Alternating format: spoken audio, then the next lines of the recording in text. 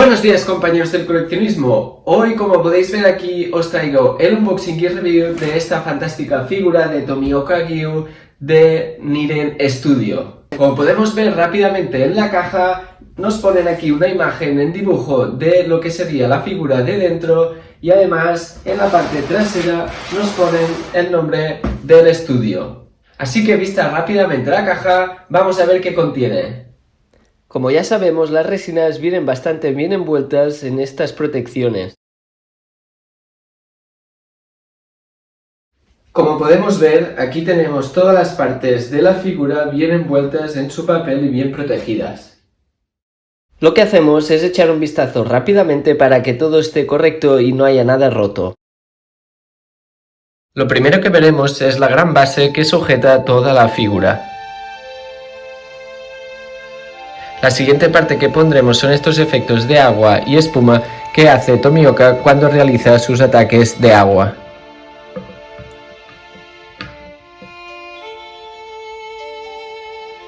Seguidamente colocaremos lo que es el cuerpo de Tomioka a través de estos pernos que tiene que van imantados.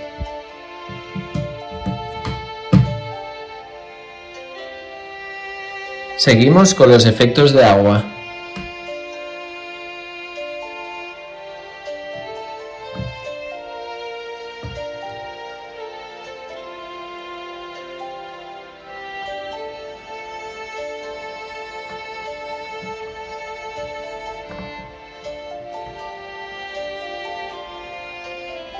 Seguidamente colocaremos los brazos que van perfectamente imantados.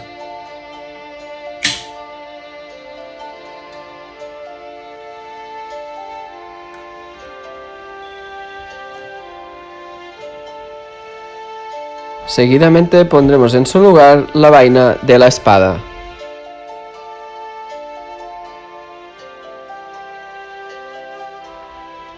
Y finalmente colocaremos su espada Nichirin.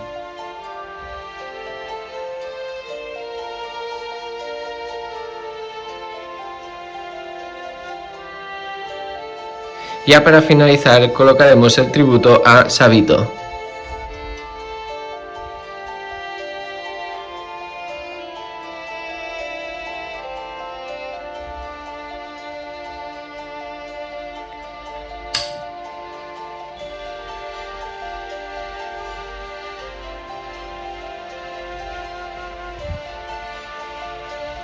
Y ahora sí que para finalizar colocaremos la guinda del pastel, que es la cabeza de Tomioka.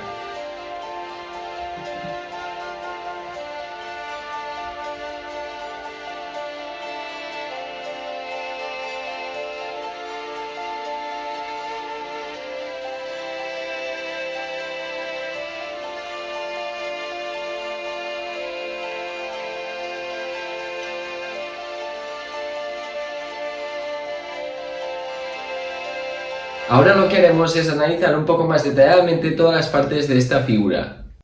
En este caso podemos verle una buena tonalidad de color de piel.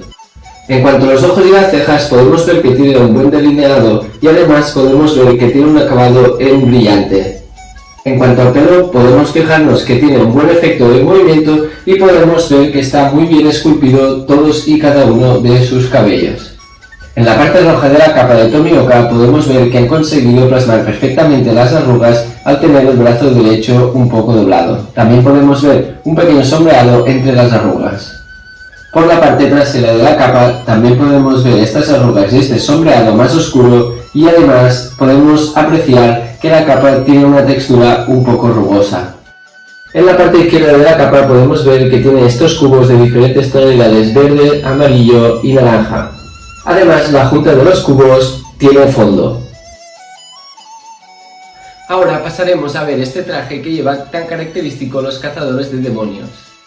En la parte del pecho podemos ver alguna arruga en la parte del cinturón, ya que tiene el cuerpo doblado. Lo que sí que nos fijamos comparado con los pantalones es que la textura es lisa. Como acabo de decir, en los pantalones nos podemos fijar que la textura es rugosa.